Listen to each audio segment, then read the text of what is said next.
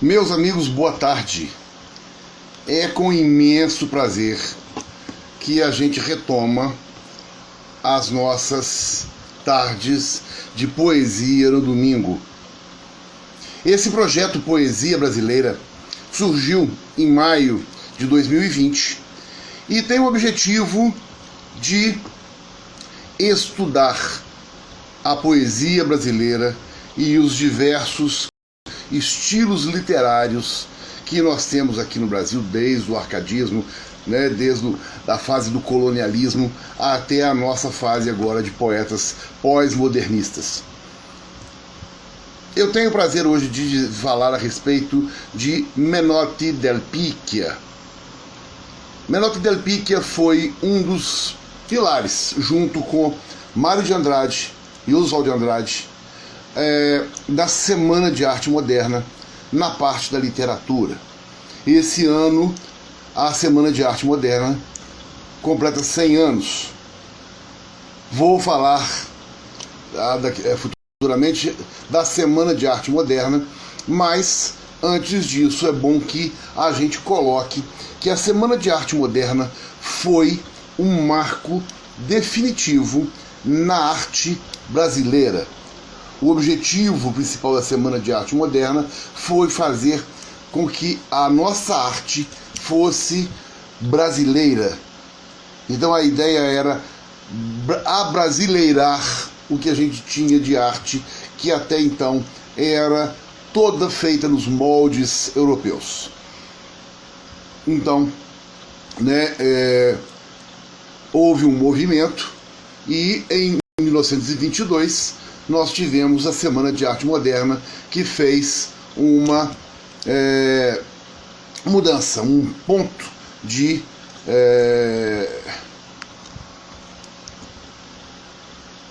mudança completa na arte brasileira. Então eu vou falar depois, com mais calma, da Semana de Arte Moderna. Hoje vamos falar de Menotti del Picchia. Ele nasceu em São Paulo no dia 20 de março de 1892 e morreu em São Paulo no dia 23 de agosto de 1988. Ele era filho de italianos, o Luigi del Picchia e da Corina del Corso. Casou-se a primeira vez com Francisca Avelina da Cunha Salles. Ficou casado com ela de 1912 a 1930. Ele teve 7 filhos. Os 7 filhos foram o Piano, Hélio Celso, Wanda Elza, Maria Miriam Semiramis, Sulamita Célia e Mário Fúvio. Depois disso, ele se separou dela. Como não existia divórcio no Brasil, ele se juntou a Antonieta Rudi, que era uma pintora, e ficou com ela casado, ficou com ela morando junto até que a esposa veio a falecer e ficou com ela até morrer, tá certo? Então, gente, o Menotti del Picchia foi um jornalista, poeta, tabelião, advogado, político, romancista, cronista, pintor e ensaísta brasileiro.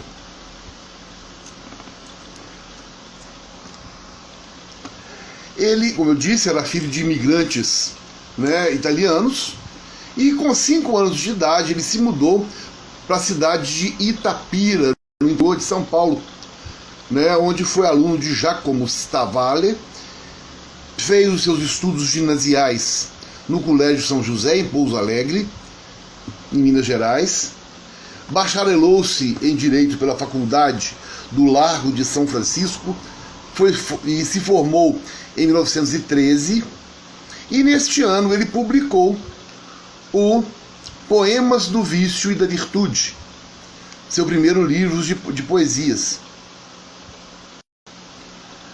Menotti cursou Direito na Faculdade de Direito do Largo de São Francisco e transitou pela literatura, jornalismo, política, né? Como eu disse, ele se casou com a Francisca Verina Cunha Salles, teve os 7 filhos, né? E, como eu disse, ele viveu com ela algum tempo, né? Mas se separou. E como não tinha divórcio no Brasil, ele permaneceu, né, com uma relação de concubinato com a pintora Antonieta Rude, até que a esposa veio a falecer, e então ele se casou com essa pintora, que era 7 anos mais velha que ele, né? Então, gente, foi um negócio muito complicado, porque o próprio partido, né, integralista que ele fazia parte, achava esquisito esse relacionamento com uma mulher mais velha, ele não se casou com ela, né? E até que a primeira esposa faleceu e ele se casou com a pintora, com quem ele viveu 34 anos.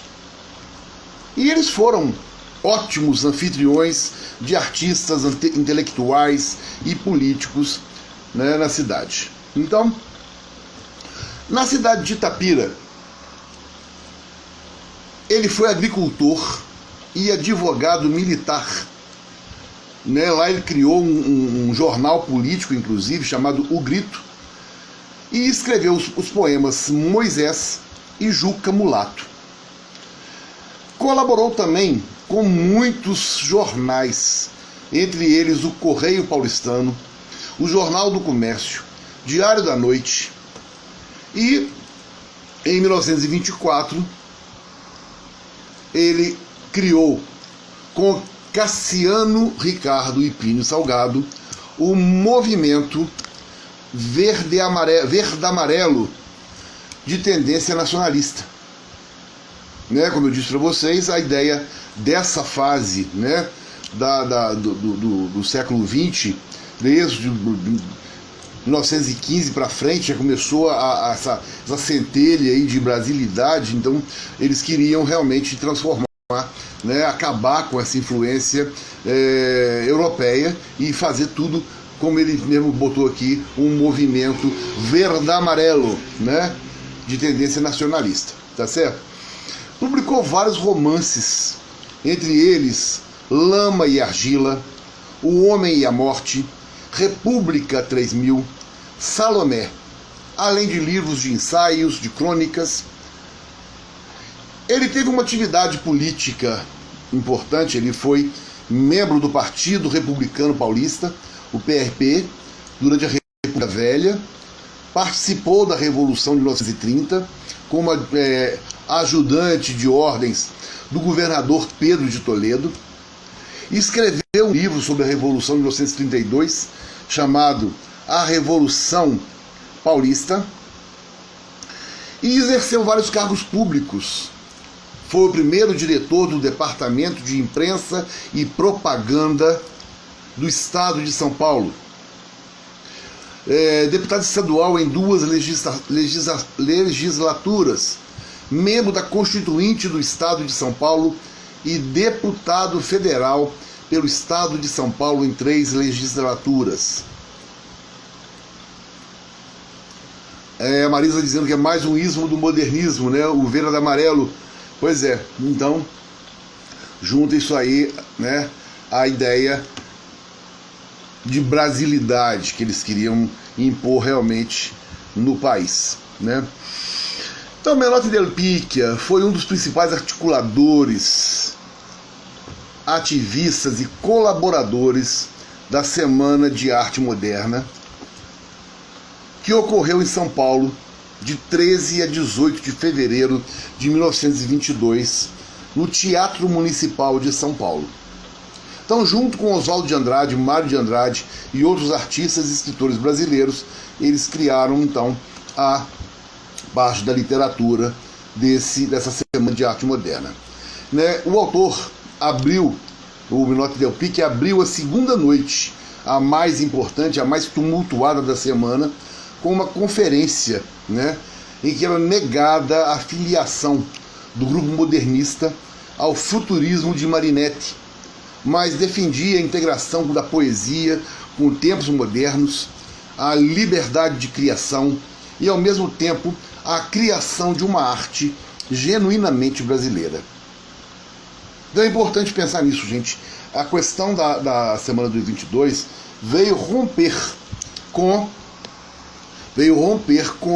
esses laços europeus, com aquela poesia cheia de regras, cheia de, por exemplo, como o parnasianismo, que era, né, completamente metrificada, rimada, e eles queriam romper com isso e ao mesmo tempo fazer uma arte brasileira, né?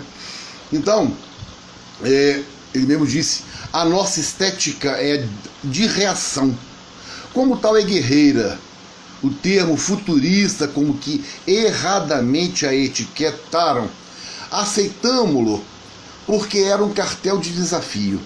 Na geladeira de mármore de Carrara, do parnasianismo dominante, a ponta agressiva dessa proa verbal estilhaçava como um ariete. Não somos, nem nunca fomos futuristas. Eu, pessoalmente, abomino o dogmatismo e a liturgia da escola de Marinetti. Seu chefe é para nós um precursor iluminado que veneramos como um general da grande batalha da reforma que alarga seu fronte em todo o mundo. No Brasil não há, porém, razão lógica e social para futurismo ortodoxo, porque o prestígio do seu passado não é de molde a tolher a liberdade de sua maneira de ser futura. Né? Então, aceitou para combater realmente a moda antiga, mas não era futurista. Marisa está dizendo que a semana trouxe com ela o direito permanente à pesquisa estética, a criação de uma consciência criadora nacional, né? Tudo em prol do Brasil, né? Ele fez parte, então, gente, do grupo dos 5, com a Tarsila do Amaral e a Anita Malfatti, né? Então era Tarsila do Amaral, a Anita Malfatti, Oswald de Andrade, Mário de Andrade e Menotti Del Picchia. Esses 5 foram, então, os pilares da Semana de Arte Moderna. Ele foi ainda, gente, o diretor de A Noite e a Cigarra, de 1920 e 1940, além de diversos outros jornais e revistas. Com Oswald de Andrade e Mário de Andrade, e outros artistas brasileiros paulistas, né, ele fez então esse marco nosso aí importante, que está completando 100 anos, que é essa Semana de Arte Moderna. Em 1937, ele foi diretor do Grupo ANTA, com Cassiano Ricardo, e diretor do Movimento Cultural Nacionalista Bandeira, com Cassiano Ricardo e Cândido Mota Filho. Em 1943, ele foi eleito para a cadeira 28 da Academia Brasileira de Letras, tendo as suas principais obras aí, né, que deram a ele essa chance de entrar na Academia Brasileira de Letras, o Juca Mulato, de 1917, e Salomé, de 1940. E teve também um livro dele de grande popularidade, que é Máscaras, que ele publicou em 1920. Esse livro é importante pela sua nota lírica. Menotti Del Picchia ainda presidiu a Associação dos Escritores Brasileiros na seção de São Paulo. Foi agraciado com o título de Intelectual do Ano em 1968 e aclamado Príncipe dos Poetas Brasileiros em 1982. Mas em 1960, ele recebeu o Prêmio Jabuti como Personalidade Literária do Ano, que foi concedido pela Câmara Brasileira do Livro. Então, na sua obra poética, destacam-se, Juca Mulato, Máscaras, A Angústia de Dom João, O Amor de Dulcineia, a poesia e o Humberto de São Paulo está dizendo que eu vejo o túmulo dele sempre que passei pela Consolação. Qualquer dia eu vou lá ver também, Humberto. Legal isso aí. Entendeu? Então, gente, a poesia do Menotti Del Picchia, ela se vincula à primeira geração do modernismo, né? E em 1984 ele recebeu o prêmio Moinho Santista na categoria Poesia. Ele morreu, como eu disse, em agosto de 88 e foi velado na Academia Paulista de Letras, da qual também era membro. E foi sepultado no cemitério que o Humberto passa todo dia perto aí, ó, né? No cemitério de São Paulo. E em sua homenagem, gente, foram fundados na cidade de Itapira o Parque Juca Mulato, a Casa Menotti Del Picchia, né, que foi fundada em 1983, e nessa casa, por exemplo, na Casa Menotti Del Picchia, pode-se ver ali vários objetos e livros que pertenciam ao autor. Humberto está me convidando para, quando eu for a São Paulo, ir passear no cemitério. Eu acho que é um negócio legal, eu gosto muito. Iremos sim. Então, gente, a obra dele é muito grande, tá? Então, na poesia, como eu falei, tem, né, o poema do Vice da Virtude, Moisés, Juca Mulato, Máscaras, A Angústia de Dom João, Chuva de Pedra, O Amor de Dulcineia e vários outros, né? E mais uma série de outras coisas, teatro, né? No teatro ele escreveu, por exemplo, Suprema Conquista, Jesus, A Fronteira, né?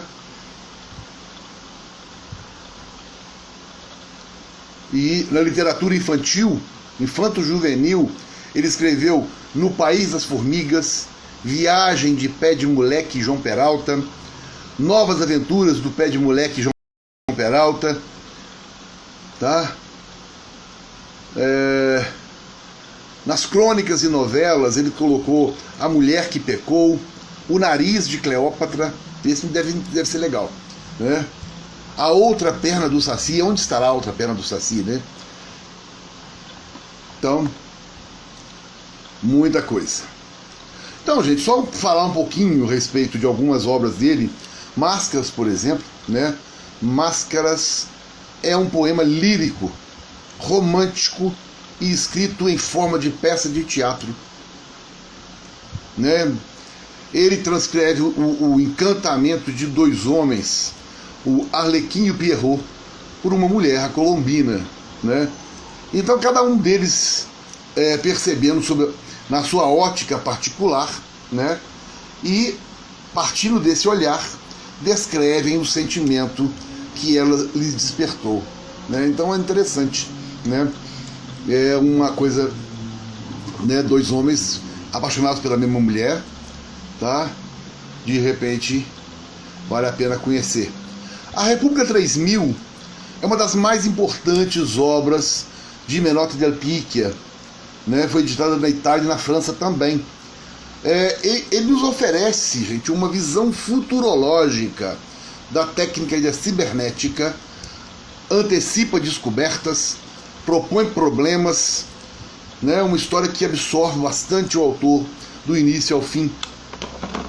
Já Salomé é um romance escrito há mais de 30 anos, né? E que se faz presente nos dias atuais. É uma extravagante e sensual heroína, né? Que é uma figura fatalizada e estranha, né? Que encarna um instante da revolução da mocidade. Então imagina que coisa deve ser muito interessante. Juca Mulato, né? Nesse livro, Menotti Del Picchia revelou-se um cantor enamorado pela arte nacional, Ele cantou uma história de amor obstinado e impossível, em versos impregnados de imenso lirismo, criando expressões poéticas. Dente de Ouro, uma novela onde ele se inspira no ambiente político do interior, com as suas intrigas, brigas, né, lutas de grupo, violência. É um mundo que o autor retrata ao vivo, né, num estilo jornalístico, tá certo? Mas que tem, nessa história, tem amor, rivalidade, morte, né? Esse amor pela Colombina é clássico, né, Marisa?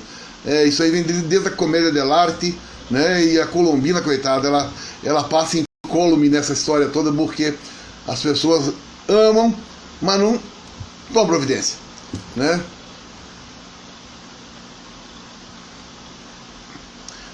O Menotti del Pique, a gente já foi retratado no cinema e na televisão, né? No filme O Homem do Pau Brasil, ele foi interpretado por Carlos Gregório, né?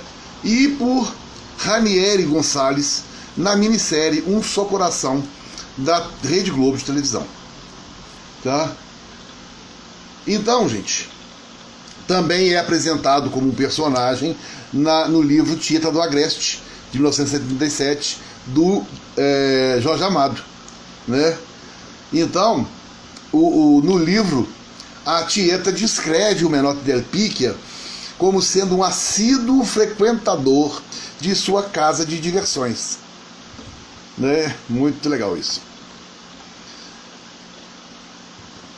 Então, gente, começando agora um pouquinho de suas poesias, né?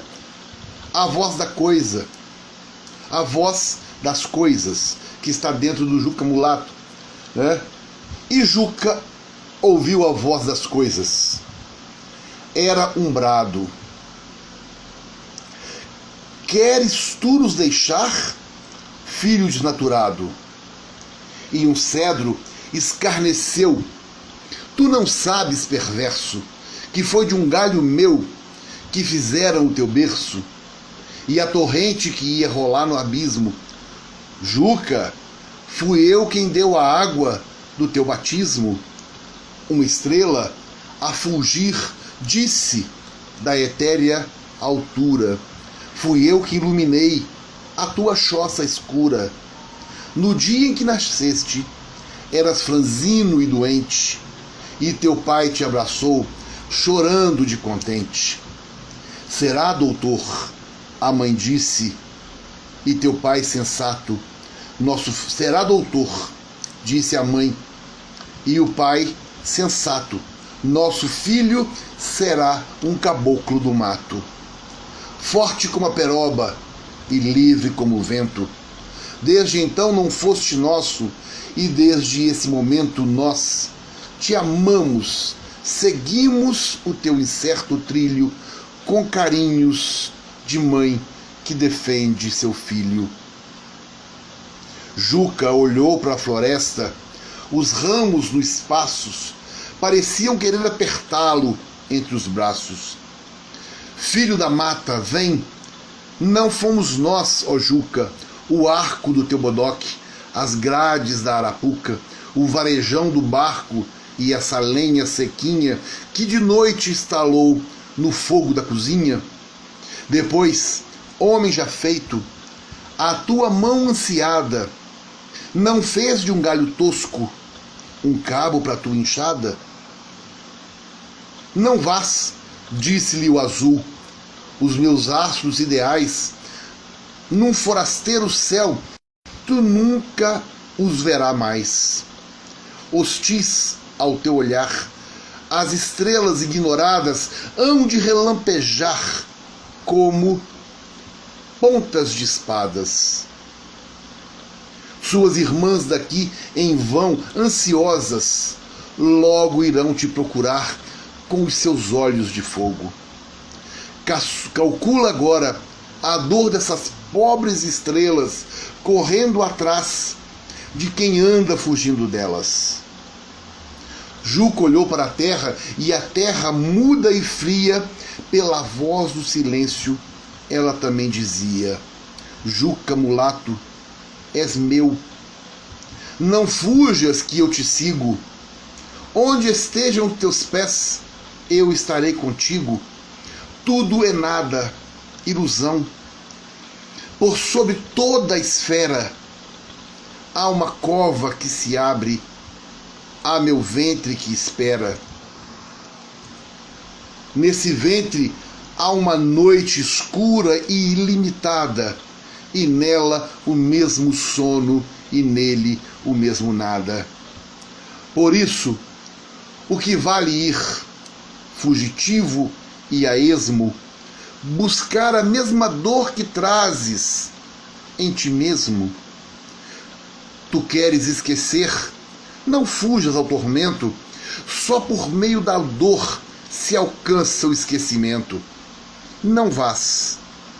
Aqui serão teus dias mais serenos, que na terra natal a própria dor dói menos. E fica que é melhor morrer, ai, bem sei eu, no pedaço de chão em que a gente nasceu.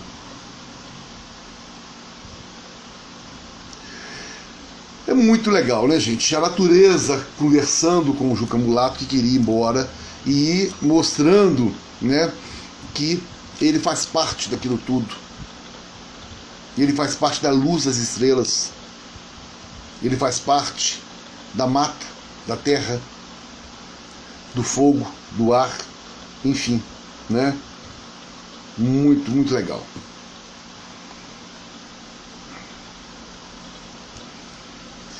Fascinação. Tudo ama. As estrelas no azul, os insetos na lama, a luz, a treva, o céu, a terra, tudo num tumultuoso amor, num amor quieto e mudo. Tudo ama. Tudo ama. Há amor na alucinada fascinação do abismo, amor paradoxal, humano e forte, que se traduz nas febres do sadismo, nessa atração perpétua para o nada, nessa corrida doida para a morte. Por isso, quando as lianas em lascívias florais cercam os abraços, o tronco isurto e grosso tem no amplexo mortal crueldades humanas. Há no erótico ardor de enlaçá-la, abraçá-lo, a assassina violência de dois braços crispados num pescoço, atenazando para estrangulá-lo. É que o amor quer a morte. Num momento resume a vida, os loucos entusiasmos dos supremos espasmos. Nesse furor que o invade, tem a volúpia da ferocidade, tem o delírio do aniquilamento.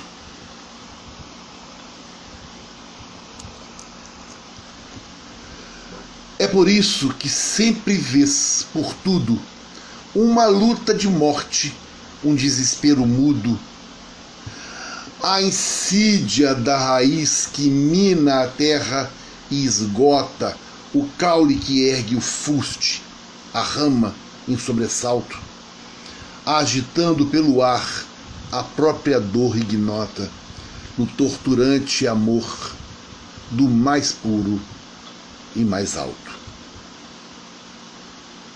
Tudo ama. Importante, né, gente? Que coisa. Essa poesia também faz parte do Juca Mulato, né? Então, assim, esse livro foi publicado em 1917. Olha como é que ele é, né, atual. Então, tudo ama. Olha que coisa interessante. As estrelas no azul, os insetos na lama, né?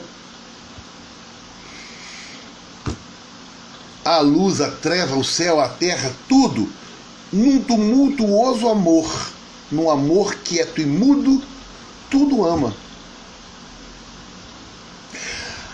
Amor é a mola do mundo, né, gente?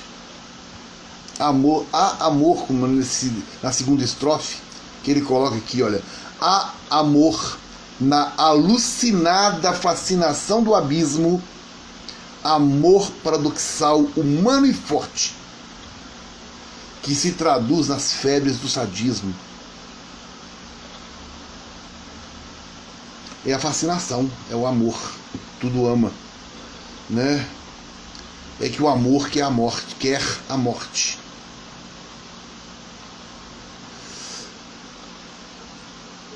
Né?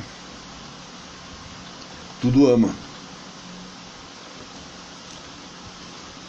Lamentações, amor, receios, desejos, promessas de paraíso.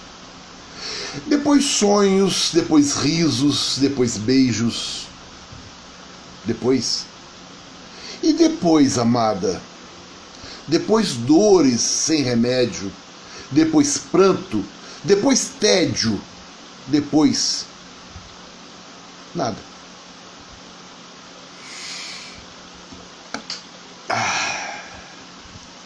Que coisa, né?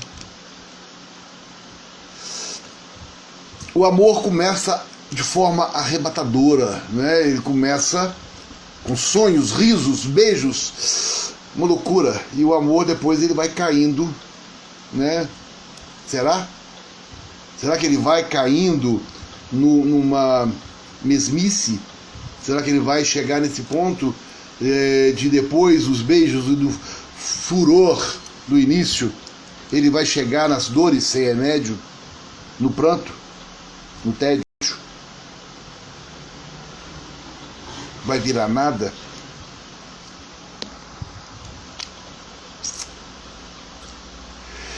Eu acho que o amor tem que ser mantido, né, gente? O amor tem que ser cultivado, o amor tem que ser como uma chama, né? Ele tem que ser sempre alimentado para ele não chegar nessas dores sem remédios, para ele não chegar nesse pranto, nesse tédio. Muitos amores acabam, né? O que se pode fazer para o amor não acabar? Não chegar nessa dor sem remédio? Não chegar nesse pranto, nesse tédio?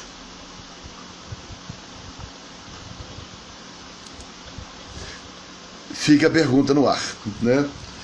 Praça da República. Os chorões lavaram seus cabelos verdes nas piscinas de cimento, dentadas de rochedos, feitos por marmoristas e desenhados por Debugrar.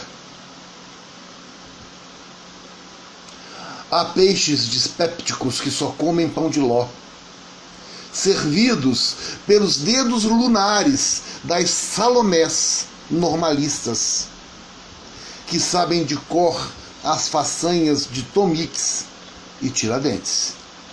As Astúrias cortam suas tranças à la garçon e ouvem lições de geometria no espaço de sábios bruxos cubistas. Praça da República cheia de mulheres públicas, de detritos humanos, como um porto cosmopolita onde os táxis atracam, velhas catraias urbanas que vogam nos canais de asfalto das alamedas. Álvares de Azevedo, o último romântico, condenado às galés da imortalidade, cospe na praça noturna do alto de sua erma e seu desdém de bronze.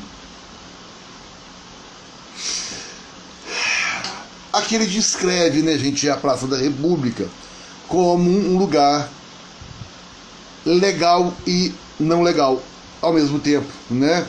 Então, ele começa dizendo dos chorões da praça, né? Das obras desenhadas por Debugrar, né? E aí ele começa a dizer, por exemplo, que os peixes dispépticos só comem pão de ló, porque as mocinhas normalistas comem e jogam para os peixes, né?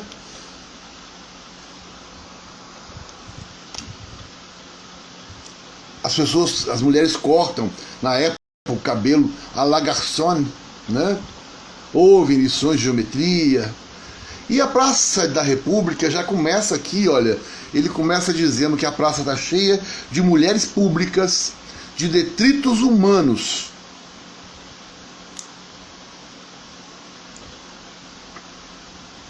Né?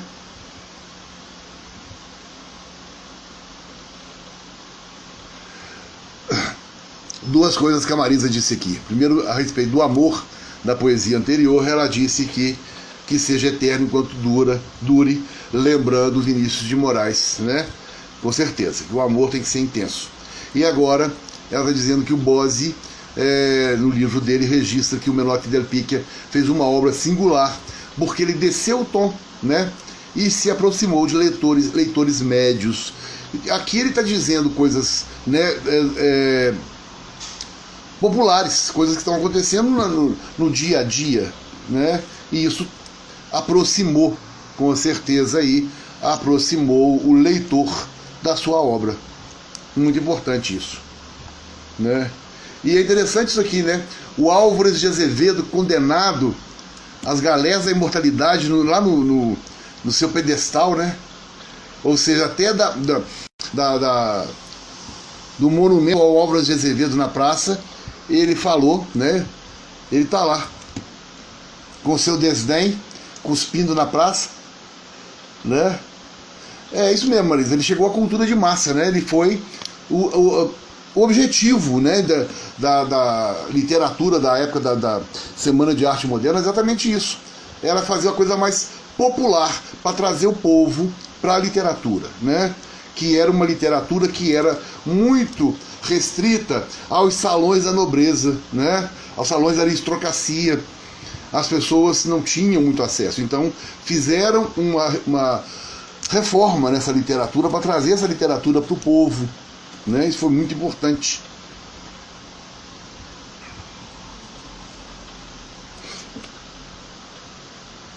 Aqui uma outra homenagem que ele fez a São Paulo, para a Avenida Paulista, né?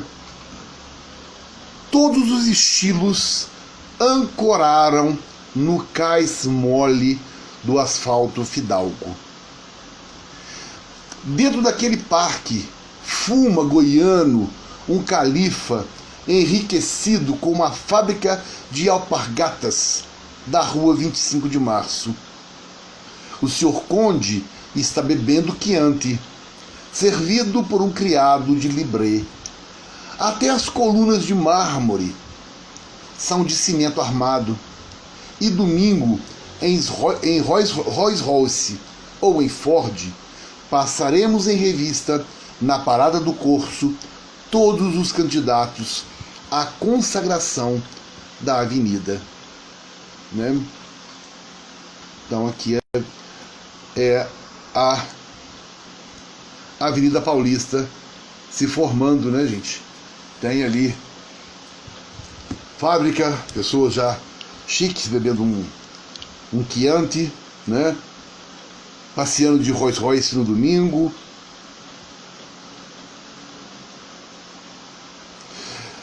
Eu acho que mudou um pouquinho a coisa só, né?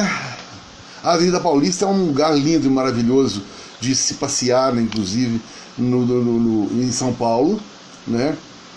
E é um lugar onde você quer achar, né? Grandes livrarias, grandes bancos, grandes empresas.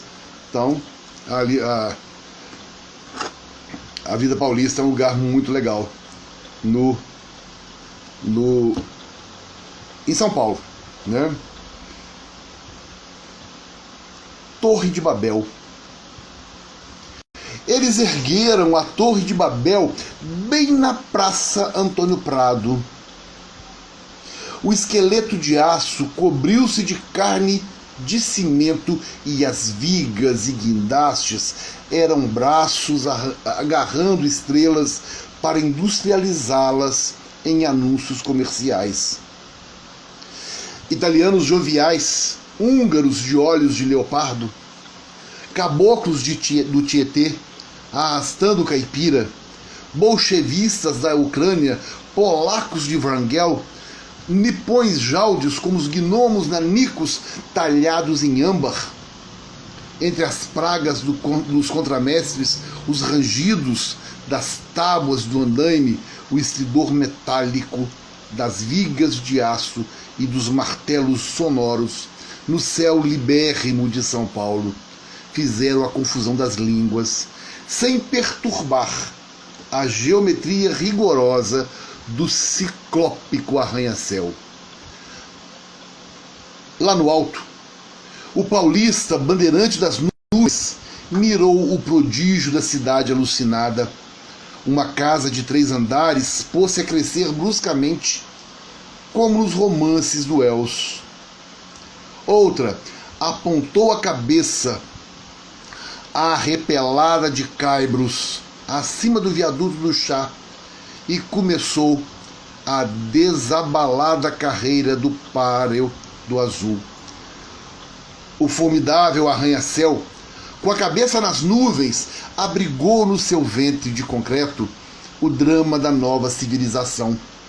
Onde estás, meu seráfico Anchieta, erguendo com o barro do Piratininga, pelo milagre da tua persuasão, as paredes rasteiras do colégio?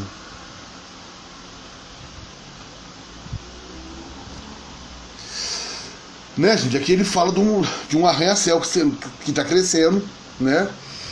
E a Torre de Babel é justamente pelos imigrantes que nós recebemos no Brasil desde sempre, né?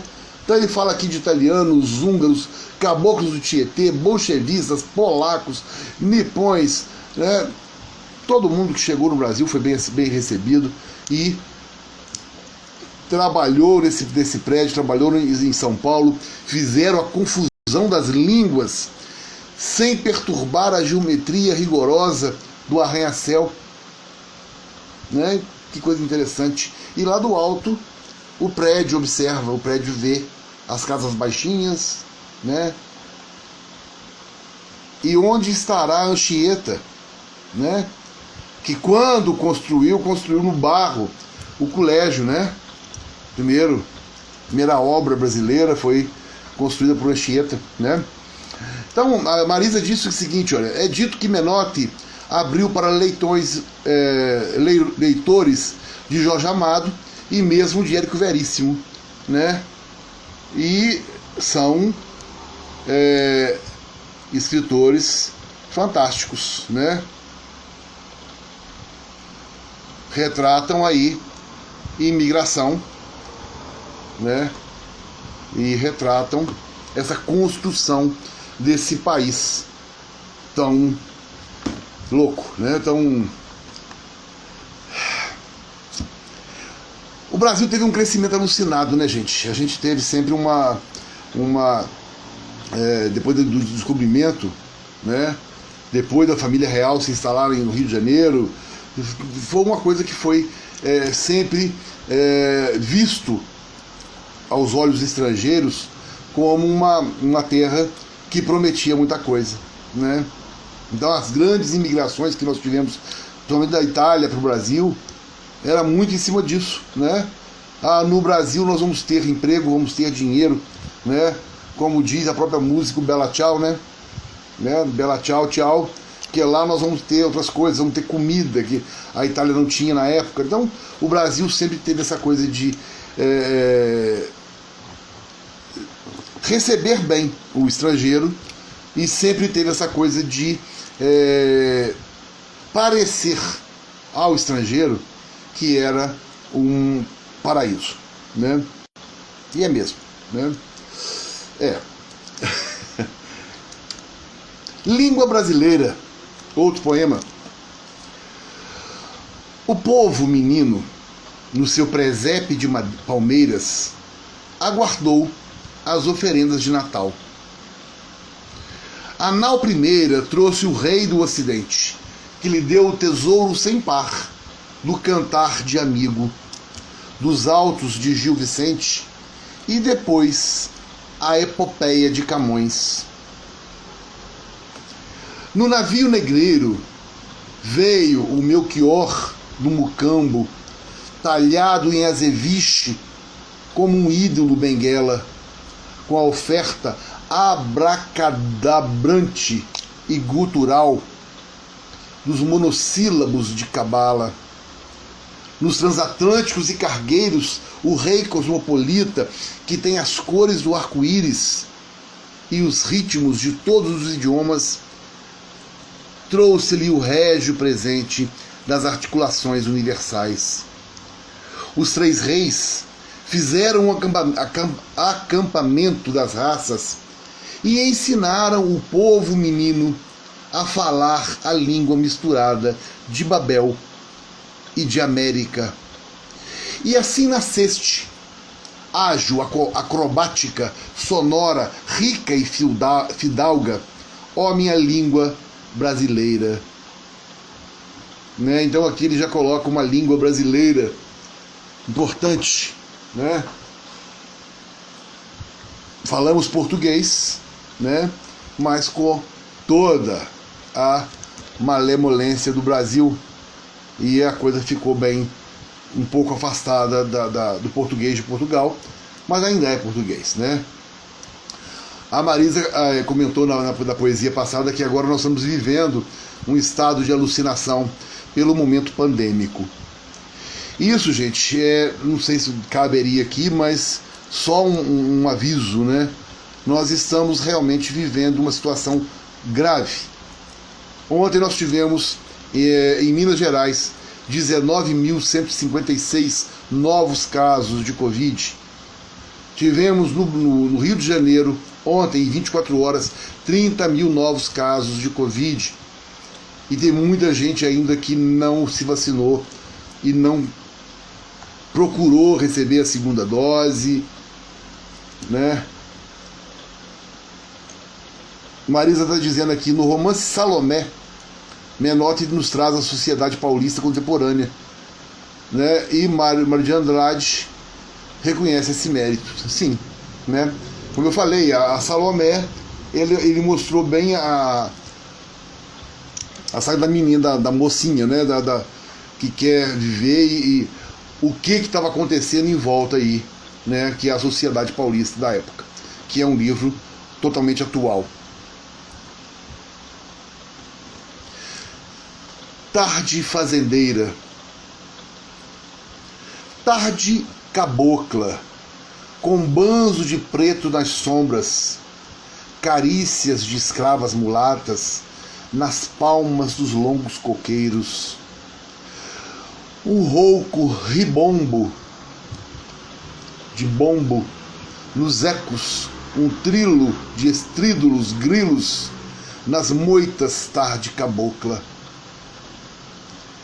com um sol de miçangas, de gangas vermelhas nos flancos da serra, com um hálito fresco de folhas pisadas, de verdes palmares, pejados de frutas de conde, de mangas maduras, com aros de lua nascente nos céus e nas águas, tarde cabocla, com vagas preguiças de rede nas ramas, com longos bocejos de luz nas encostas. Foi numa tarde como esta que vieram ao mundo os mestiços da raça.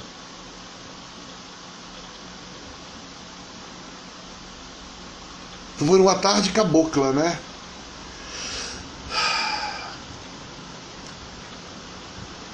Tarde cabocla com banzos de pretos nas sombras, carícias de escravas mulatas. Foi numa tarde como essa que vieram ao mundo os mestiços da raça. Mas ele vai descrevendo de tal forma aqui que a gente se sente realmente, né, numa rede, num dia, numa tarde, né, com sol, com preguiça, com frutas, com folhas, com flores, né? Muito legal mesmo.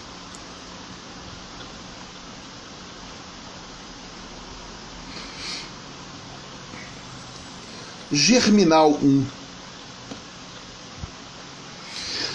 Nuvens voam pelo ar como bandos de garças.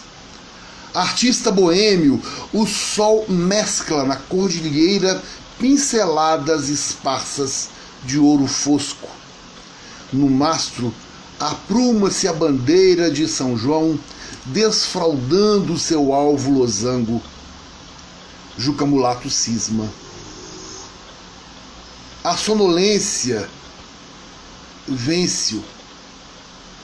Vem na tarde que expira e na voz de um curiango o narcótico do ar parado, esse veneno que há no ventre da treva e na alma do silêncio. Um sorriso ilumina o seu rosto moreno. No piquete relincha um poldro, um galo álacre tatala a asa triunfal, ergue a crista de lacre, clarina a recolher entre varas de cedros.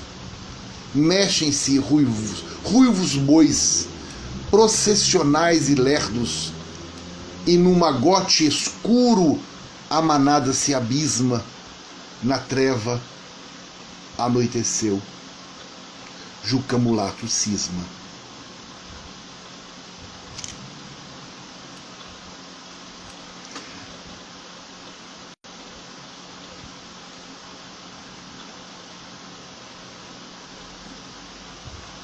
Né? Uma tarde e Juca Mulato pensando, né? Ele tá vendo o boi, o galo, a tarde indo, né? Na tarde que expira e na voz de um curiango, o narcótico do ar parado. Olha que imagem linda que ele faz aqui, dizendo que essa pasmaceira, talvez, né, esse ar parado, essa coisa toda, é um narcótico, né? Uma coisa que faz com que a gente se sinta embriagado. Uma coisa muito legal.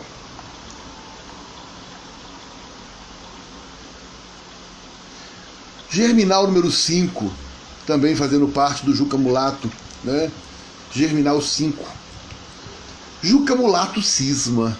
Ele é um cismado, esse Juca Mulato, né? Juca Mulato cisma. Olha a lua e estremece. Dentro dele, um desejo abre-se em flor e cresce. E ele pensa, ao sentir esses sonhos ignotos, que a alma é como uma planta. Os sonhos, como brotos, vão rebentando nela e se abrindo em floradas. Franjam de ouro o ocidente, as chamas das queimadas. Mal se pode conter de inquieto e satisfeito. Adivinha que tem qualquer coisa no peito e às promessas de amor, a alma escancara, ansiado como os áureos portais de um palácio encantado. Mas a mágoa que ronda a alegria de perto entra no coração, sempre que o encontra aberto. Juca Mulato sofre. Esse olhar calmo e doce fugiu-lhe como a luz. Como a luz apagou-se. Feliz até então tinha a alma adormecida. Esse olhar que o fitou o acordou para a vida. A luz que nele viu deu-lhe a dor que ora o assombra, como o sol que traz a luz e depois deixa a sombra. Nossa, a luz que nele viu deu-lhe a dor que ora o assombra, como o sol que traz a luz e depois deixa a sombra.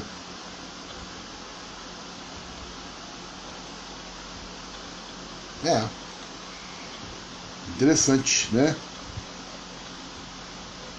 Ele pensa, Juca Mulato pensando, ele pensa que a alma é como uma planta. Os sonhos são brotos que arrebentam nela, abrindo florada, né? Interessante.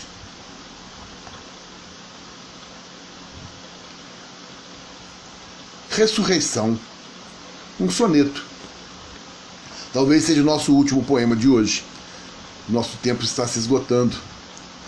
Ser feliz. Ser feliz estava em mim, Senhora. Esse sonho que ergui o poderia pôr onde quisesse, longe até da minha dor, em um lugar qualquer, onde a ventura mora. Onde, quando buscasse, o encontrasse a toda hora, tivesse-o em minhas mãos. Mas, louco, sonhador, eu coloquei muito alto o meu sonho de amor. Guardei-o em vosso olhar e me arrependo agora. O homem foi sempre assim, em sua ingenuidade. Teme levar consigo o próprio sonho a esmo e oculta-o sem saber se depois o achará. E quando vai buscar sua felicidade, ele, que poderia encontrá-la em si mesmo, escondeu-a tão bem que nem sabe onde está.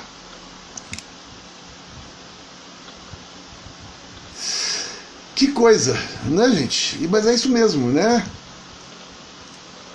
Quando vai buscar sua felicidade, ele que poderia encontrar em si mesmo, escondeu tão bem que não é capaz de achar mais. Muito louco isso, muito louco. Gente, eu tive o prazer de apresentar o Menotti Del Picchia, né? Estudar o Menotti Del Picchia para poder apresentá-lo para vocês. Foi muito legal, muito bom, né? E a gente vai retomar esse sistema de todo domingo às 17 horas, uma live da poesia brasileira. Já vou avisando que domingo que vem não vai ter, tá? Porque domingo que vem eu estarei num encontro de turma de 35 anos de formado. Mas no outro nós vamos com certeza já ter a nossa live de poesia. Deixa eu ver que dia que vai cair aqui. No dia 30 de janeiro nós teremos a nossa live de poesia. Também não teremos entrevista no dia 21, mas já está marcado, né, a entrevista para o dia 28.